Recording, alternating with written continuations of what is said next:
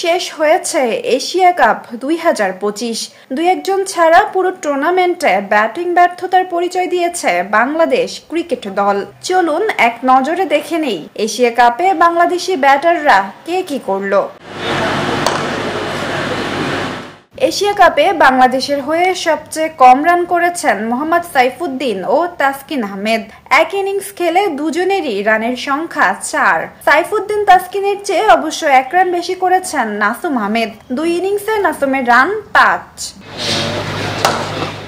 যাকে নিয়ে অনেকেই পেস বোলিং অলরাউন্ডার হওয়ার স্বপ্ন দেখেন, এশিয়া কাপে সেই তানজিম সাকিব করেছেন মাত্র 10 রান। 2 ইনিংসে রিশাদ হোসেনের রান 18। বোলার মুস্তাফিজুর রহমানের রানের সংখ্যা 12। অলরাউন্ডার শেখ মাহেদী হাসান বল হাতে নিজের কাজটা ঠিকঠাক করলেও ব্যাট হাতে ছিলেন পুরোপুরি ব্যর্থ। 6-এর কিছু বেশি গড়ে 3 ইনিংসে তার রান মাত্র 20।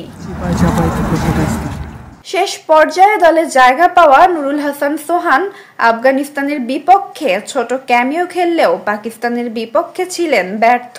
2 ইনিংসে 103 স্ট্রাইক রেটে তার রান 28। এবার আসি 2 ওপেনারের কথায়।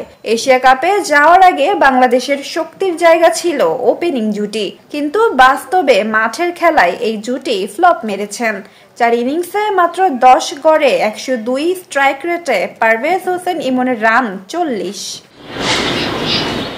5 ইনিংসে তানজিদ তামিমের রান 67, গড় 13, স্ট্রাইক রেট 111। তামিম আফগানিস্তানের বিপক্ষে ম্যাচে খেলেছিলেন 52 রানের ইনিংস, তবে অন্য ম্যাচগুলোতে ছিলেন পুরোপুরি ব্যর্থ। জাকের আলীর পারফরমেন্স নিয়ে অনেক কথা হয়েছে। 6 ইনিংসে তিনি করেছেন 71 রান।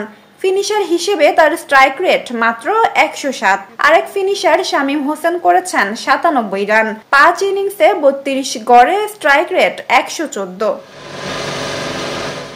এশিয়া কাপের 17তম আসরে বাংলাদেশের ব্যাটিং পারফরমেন্সে সবচেয়ে উজ্জ্বল ছিলেন সাইফ হাসান। টুর্নামেন্টে দলের হয়ে সর্বোচ্চ রান সংগ্রাহক তিনি। 4 ইনিংসে 2টি হাফ সেঞ্চুরি হাঁকিয়ে তার রান সংগ্রহ 178। ওয়ালটন এখন দেশের সীমানা পেরিয়ে পৌঁছে গিয়েছে 50টিরও বেশি দেশে। ওয়ালটন, ঘরে ঘরে বিশ্বজুড়ে।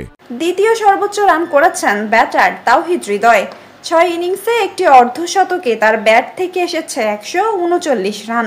অধিনায়ক লিটন দাস খেলেছেন 4 ইনিংস, করেছেন 119 রান। তিনিও একটি হাফ সেঞ্চুরি করেছেন, তবে ইনজুরির কারণে শেষ 2টি ম্যাচে মাঠে নামতে পারেননি। এই 3 জন ব্যাটার ছাড়া কেউই বাংলাদেশ দলের হয়ে 100-র ঘর ছুঁতে পারেননি। উল্লেখ্য, গ্রুপ পর্বে 3 ম্যাচে 2টি জয় ও 1টি হার নিয়ে সুপার 4-এ উঠেছিল বাংলাদেশ। তবে সুপার 4-এ 3 ম্যাচে 1টি জয় ও 2টি হারে টুর্নামেন্ট শেষ করে টাইগাররা। নাজিফা তাসনিম, ক্রিকেট 97।